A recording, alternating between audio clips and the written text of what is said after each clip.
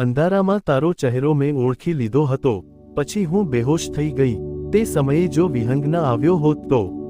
તન્હાના માથામાં રાહીએ લાકડી મારી હતી। તે વાત કરીને વિહંગે બધાને ચોંકાવી દીધા હતા। પોતાનું નામ આવતા રાહી પણ ચમકી।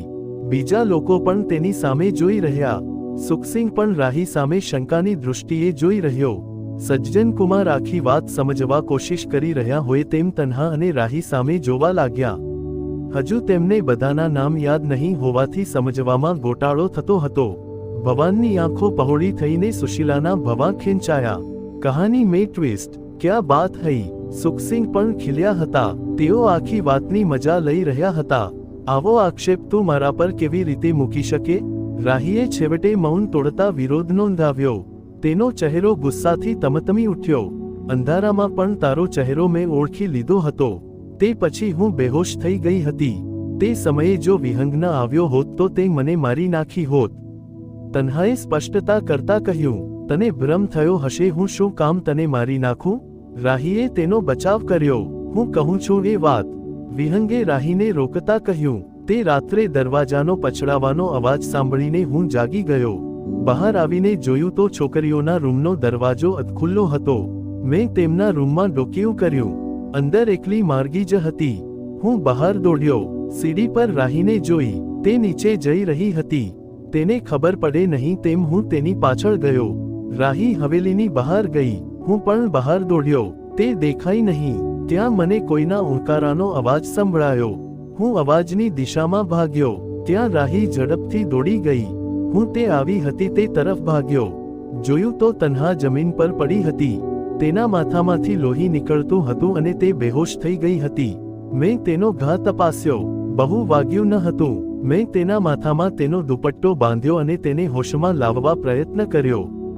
2-3 મિનિટમાં તે હોશમાં આવી। મને જોઈને તે મને વળગી પડી। મેં તેને રાહીની વાત કહી। તે સમયે મારા મનમાં એક પ્લાન આવ્યો। તન્હા મને સપોર્ટ કરવા તૈયાર થઈ ગઈ। વાહ, મસ્ત સ્ટોરી બનાવી। કોઈ ફિલ્મ માટે ચાલે તેવી છે। રાહીએ તાળી પાડતા કહ્યું, હજુ મારી સ્ટોરી પૂરી થઈ નથી। આખી વાત તો પૂરી કરવા દે। તે દિવસે રાહીને હું તન્હા પર હુમલો કરતા જોઈ ગયો હતો। હવે આ તન્હાને છુપાવવાનું સસ્પેન્સ ખોલો। James Bond. સુખસિંહને પણ આગળની વાત જાણવાની ચટપટી થતી હતી। રાહીની અસલિયત ખોલવા માટે મારે ફ્લેશબેકમાં જવું પડશે। અમે બધા કોલેજમાં નવા દાખલ થયા હતા ત્યારની વાત છે। 12મું પાસ કરીને કોલેજમાં આવ્યા ત્યારે અમે જેલમાંથી છૂટ્યા હોઈએ તેવું ફીલ થતું હતું।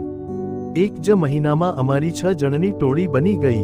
બધા એકબીજા સાથે મિક્સ થઈ ગયા હતા। રાહી ખૂબ મોડર્ન હતી, વિચારોમાં અને આચારોમાં પણ। મને તેનું એ ખુલ્લાપણું ગમવા લાગ્યું। ધીરે ધીરે હું તેની તરફ ખેંચાતો ગયો। શરૂઆતમાં તો મને તેની સાથે વાત કરવામાં શરમ આવતી હતી, પણ તે સામેથી જ મારી પાસે આવીને બેસતી, વાતો કરતી। વાતોમાં ક્યારેક મારો હાથ પકડતી। થોડાક દિવસમાં મને લાગ્યું કે રાહી ખૂબ જ સરળ અને નિખાલસ છે। એની આંખમાં હંમેશા પ્રેમનું મેઘધનુષ્ય દેખાતું। અલિયા, આ તો છુપો રુસ્તમ નીકળ્યો। આપણને કોઈને ગંધ પણ ના આવવા દીધી। જલ્પેશની વાત પર બધા હસી પડ્યા। મને પણ એમ કે ફ્રેન્ડ છે એટલે મસ્તી કરતા હશે। મંથને માર્ગી સામે જોતા કહ્યું। માર્ગી આંખો નચાવીને હસી પડી। વિહંગે વાત આગળ વધારતા કહ્યું, હું મનોમન એને ચાહતો હતો પણ કહી શકતો ન હતો। ઘણીવાર એ મારી બાઇક પર મને ચીપકીને બેસતી ત્યારે હું મને ખુશનસીબ માનતો। મારી સાથે ફિલ્મ જોવા આવતી। અમે રેસ્ટોરાંમાં, મોલમાં, કેફેમાં ઘણીવાર સાથે જતા। ઘણીવાર હું તેને નાની ગિફ્ટ આપતો। એક દિવસ તેના બર્થડેમાં મેં તેને મોબાઈલ પણ ગિફ્ટ કર્યો હતો। તે સમયે મને સમજાયું ન હતું કે તે મને ધીરે ધીરે લૂંટી રહી છે।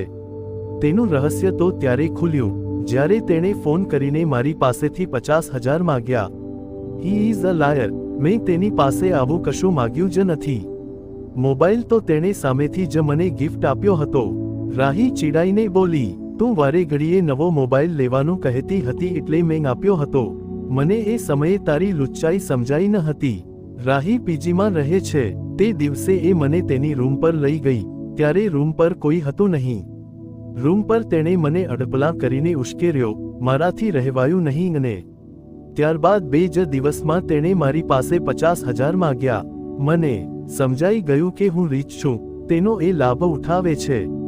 મેં રૂપિયા આપવાની ના પાડી ને બીજી જ મિનિટે વોટ્સએપ મેસેજમાં અમારા અંતરંગ સમયના ફોટા અને વિડીયો મળ્યો. તે પછી મેં કોલ કરીને પૂછ્યું ત્યારે બ્લેકમેલરની અદાથી 2 દિવસમાં 50,000 આપવા જણાવ્યું. વોટ? શું વાત કરે છે? મંથન ઉછળ્યો. એ ફોટા અને વિડીયો મારા મોબાઈલમાં આજે પણ છે. આ ખોટું બોલે છે. મેં તેને એવું કશું મોકલ્યું જ નથી. મારા ફોનમાં પણ કોઈએ ફોટા અને વિડીયો મોકલ્યા હતા. રાહી ઊભી થઈ ગઈ.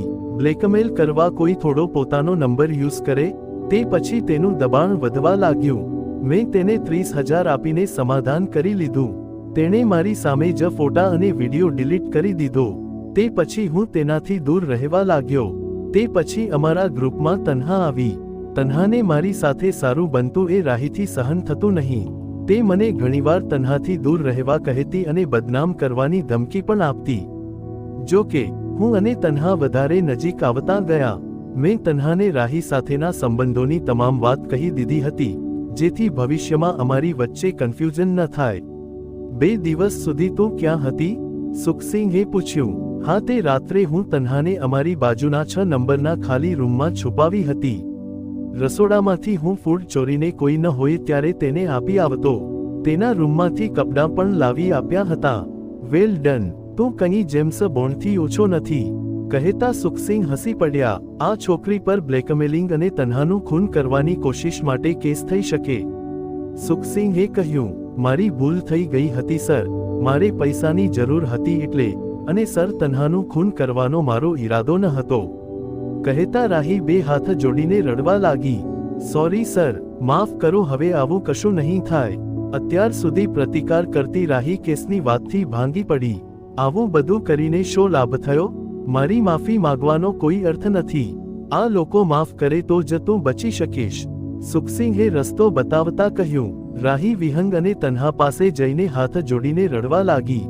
વિહંગ, તન્હા, સોરી યાર, ગુસ્સામાં મેં તને મારી દીધું હતું. મને માફ કરી દે. કેસ થશે તો મારી લાઈફ ખતમ થઈ જશે. રાહીને પોતાની ભૂલ સમજાઈ હતી. એ બધું પહેલા વિચારવું જોઈએ ને. સંકેતથી ન રહેવાયું. પ્લીઝ યાર, હું તમારા બધાની માફી માંગુ છું. આટલી વાર મને માફ કરો. રાહી બધા સામે હાથ જોડીને કરગરતી હતી. તન્હાએ વિહંગના ખભે હાથ મૂકતા કહ્યું. વિહંગ, જવા દે યાર, આખરે તો એ આપણી ફ્રેન્ડ જ છે ને. વિહંગ તેને જોઈ રહ્યો. તેણે હકારમાં માથું ધુણાવ્યું. થેન્ક યુ દોસ્ત, થેન્ક યુ તન્હા. રાહીએ કહ્યું. મારા જેવી સ્વાર્થી ફ્રેન્ડને માફ કરવા તમારા બધાનો આભાર. ફ્રેન્ડશિપ કોને કહેવાય તે વાત મને આજે સમજાઈ. બીજા મિત્રો પણ તેને ભેટી પડ્યા. ચાલો, અંત ભલા તો સબ ભલા. શું કહો છો સજ્જનકુમાર? સજ્જનકુમારના ચહેરા પર પહેલીવાર હાસ્ય ફરક્યું. ભવાન અને સુશીલા પણ હસી પડ્યા. સુખસિંહ તેમની ટીમ લઈને રવાના થયા. સજ્જનકુમારે પણ અમદાવાદનો રસ્તો પકડ્યો. સાંજે છોકરાઓને લેવા ટેમ્પો ટ્રાવેલર આવી. રાહીને બધાએ માફ કરી દીધી હતી. ભવાન અને સુશીલા બસને જતી જોઈ રહ્યા. બસમાં બેઠેલા 7 મિત્રોના ચહેરા પર એક ભયાવહ ઘટનામાંથી હેમખેમ પાર ઉતર્યાની ખુશી ઝળકતી હતી.